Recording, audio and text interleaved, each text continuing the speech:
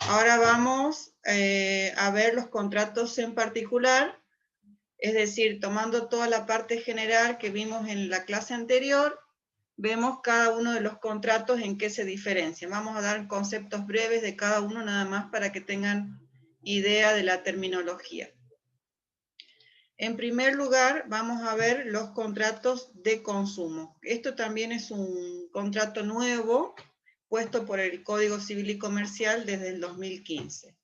El contrato de consumo es el contrato celebrado entre un consumidor o usuario final con una persona humana o jurídica que actúa profesional o ocasionalmente o con una empresa productora de bienes o prestadora de servicios públicos o privados que tenga por objeto la adquisición, uso o goce de bienes o servicios por parte de los consumidores o usuarios.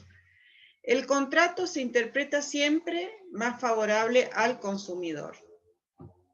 Como ya habíamos dicho en forma general en la relación de consumo, como principio general de estos contratos debe haber un trato digno.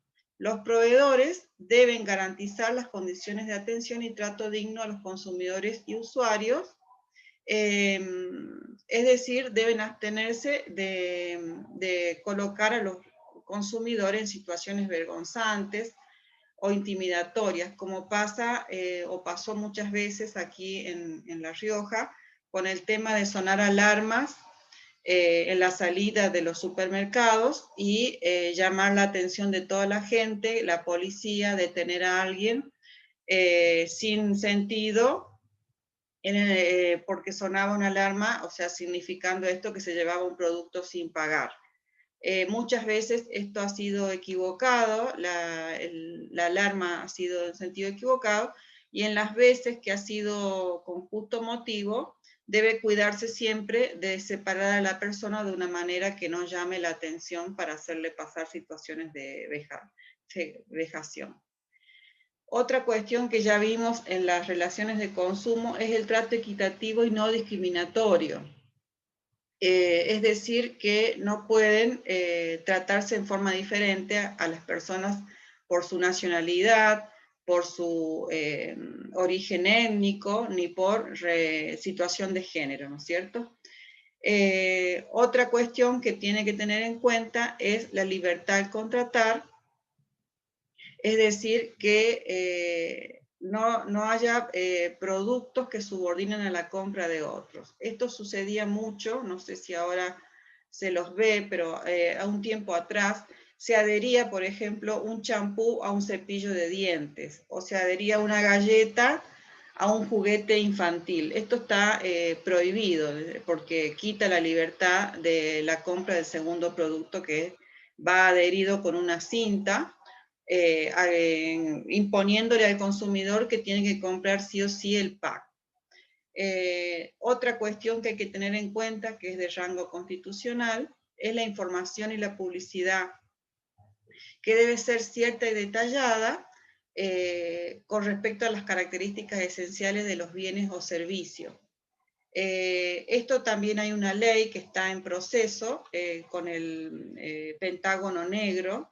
Ahora se le va a exigir a los proveedores, productores de alimentos, a que identifiquen el exceso de azúcares, grasas en los productos, que esto todavía no estaba identificado, inclusive con el tema de las letras tan chicas, no se alcanza, la información no es accesible a todos los usuarios.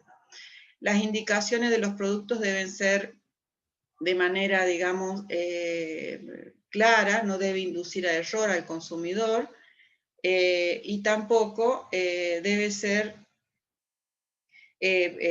algo que induzca a la peligrosidad en su salud o su seguridad. Por lo tanto, así como en los paquetes de cigarrillo, está el letrero que también ha sido detallado por ley, que su consumo es perjudicial para la salud. También ahora se va a exigir en algunos productos con altas azúcar la leyenda también de que es un producto perjudicial para la salud. Este contrato de consumo es una de las cosas novedosas, como ya dije, que nace a partir de la contemplación en la Constitución Nacional de 1994, los derechos de los consumidores y usuarios, que luego ha devenido en la Ley del Consumidor y Usuario y ahora ya está contemplado en el Código Civil y Comercial. Los contratos en particular son, vamos a ver primero uno de los más conocidos, que es la compra-venta. La compra-venta es, una de las partes se obliga a transferir la propiedad de una cosa y la otra a pagar un precio en dinero. A la compra-venta la comparamos con el contrato de obra, porque cuando las partes se comprometen a entregar cosas por un precio, aunque haya sido manufacturada o producida, se aplican las reglas de la compra-venta. En cambio, si la parte que encarga la manufactura o producción de las cosas asume la obligación de proporcionar una porción sustancial de los materiales necesarios, se aplican las reglas del contrato de obra. Es decir, cuando una de las partes aporta material, es un contrato de obra. Cuando consiste en pagar un precio por algo producido, es una compra-venta. También hay que diferenciar el contrato de compra-venta y permuta, porque la permuta es una parte se obliga a la otra a transferir el dominio de cosas que no son dinero. Entonces, en la compra-venta, el precio consiste en dinero y la otra parte en una cosa. En la permuta se cambia cosa por cosa. La permuta se vio mucho en una época difícil económica de la Argentina, como fue el 2001, donde existía el famoso trueque, que el trueque es el origen del comercio, ¿no es cierto? Las relaciones comerciales nacen en la antigüedad con el trueque. Se cambia ropa por comida, o un servicio, por ejemplo, de peluquería por un enlatado, etc. O sea, se dio mucho en la Argentina el tema del trueque, todavía existe a menor escala en algunas ferias, ¿no es cierto? Que las personas artesanalmente prestan servicio y adquieren dan una cosa por otra. Con respecto a la obligación de vender, nadie está obligado a vender. O sea, en la compra-venta nadie está obligado a vender, salvo que haya una necesidad jurídica por sentencia judicial, como es el caso cuando el juez de un sucesorio dispone de distribuir los bienes entre los herederos o una sociedad que se disuelve. Es decir, cuando hay estas dos circunstancias, por sucesión o disolución de sociedad, no se puede negar a vender la parte que corresponde a los socios. Con respecto al contrato de suministro, una de las partes se obliga a entregar bienes, incluso servicios, sin relación de dependencia, en forma periódica o continuada, y el que recibe el suministro a pagar un precio por cada entrega o grupo de ellas. El caso típico del suministro es el servicio de luz, de gas. También se hace suministro mucho en la parte del Ministerio de Salud con respecto a las vacunas, a medicamentos, en la administración pública, suministro de papel, lo mismo el asfalto, etcétera, ¿no es cierto?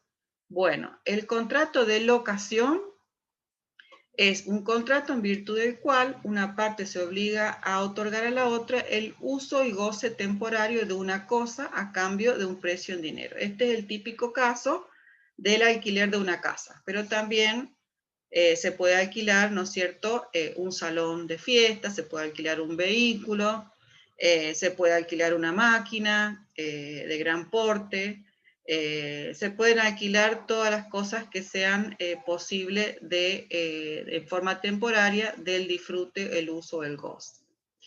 El contrato de leasing es un contrato en virtud del cual existe una parte llamada dador, que conviene en transferir a la otra, al tomador, la tenencia de un bien cierto y determinado para su uso y goce, contra el pago de un canon, y le confiere la opción de comprar por un precio.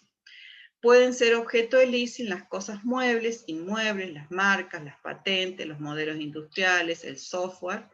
De propiedad del dador, es lo que se llama comúnmente el leasing, el alquiler con opción de compra. Es decir, la diferencia del leasing con una locación con el contrato de locación es que en la locación no está previsto que la persona compre el bien que está alquilando. En cambio, en el leasing es una característica de este contrato que la parte pueda adquirir el bien que está usando y disfrutando. El contrato de obras y el contrato de servicio.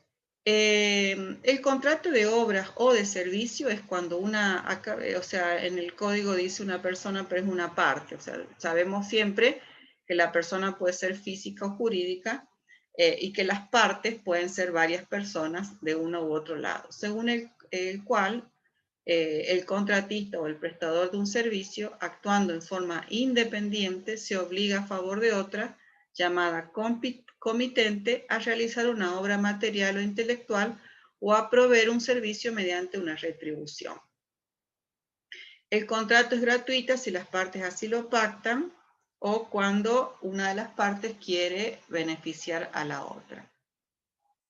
Con respecto a su profesión, el contrato es un contrato de servicio, una locación de servicio, lo que se llamaba antiguamente, porque ustedes prestan un servicio de traducción o también pueden entregar un material a cambio de una retribución.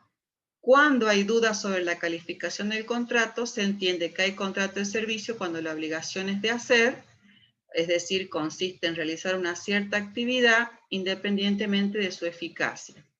Y es de obra cuando se promete un resultado eficaz, reproducible o susceptible de entrega. Es decir, nosotros podemos diferenciar estos dos contratos que son los más controvertidos. Cuando es de servicio y cuando es de obra. O sea, el de obra es lo que se llama una obligación de resultado. Yo espero ver algo que entrego. Y el de servicio es una actividad independientemente de la eficacia, es decir, puede ser que el resultado no sea totalmente el esperado y el óptimo. Los servicios que se prestan en relación de dependencia se rigen por las normas del derecho laboral, es decir, las personas que son empleadas no les rige la contratación, les rige el derecho laboral, es decir, una relación de dependencia les rigen los contratos de trabajo. El traductor específicamente se rige por la ley de ejercicio profesional juntamente con, esas serían las normas específicas. Las normas generales es estas normas del Código Civil y Comercial. Es decir, que los servicios del traductor son un contrato de servicios. El contrato de transporte es cuando una parte llamada transportista o porteador se obliga a trasladar las personas o cosas de un lugar a otro, que se llama pasajero o cargador, y esta se obliga a pagar un precio o flete. Por supuesto que si es una persona paga un precio y si es un porteador se paga un flete. En el caso del transporte de personas, el contrato comprende, mejor dicho, además del traslado, el embarco y el desembarco. Las obligaciones del transportista respecto al pasajero en un contrato de transporte de persona, obviamente es proveerle lo que se ha convenido reglamentariamente cuando esté el vehículo habilitado, el traslado a algún lugar, garantizar la seguridad, llevar su equipaje, y el pasajero está obligado a pagar un precio y a presentarse en el lugar y momento convenido para iniciar el viaje. También debe obedecer las órdenes que imparta durante el viaje el transportista y acondicionar su equipaje conforme a las disposiciones reglamentarias. En el contrato de mandato, es cuando una parte se obliga a realizar uno o más actos jurídicos en interés de otra parte. ¿Recuerdan que habíamos visto esto en el caso de que cuando alguien buscaba el engranaje del piano, ¿no es cierto? Es un mandato. El mandato puede ser conferido y aceptado expresa o tácitamente. Si una persona sabe que alguien está haciendo algo en su interés y no lo impide, se entiende que ha conferido tácitamente un mandato. La ejecución del mandato implica su aceptación, aun si no haya declaración expresa sobre ella.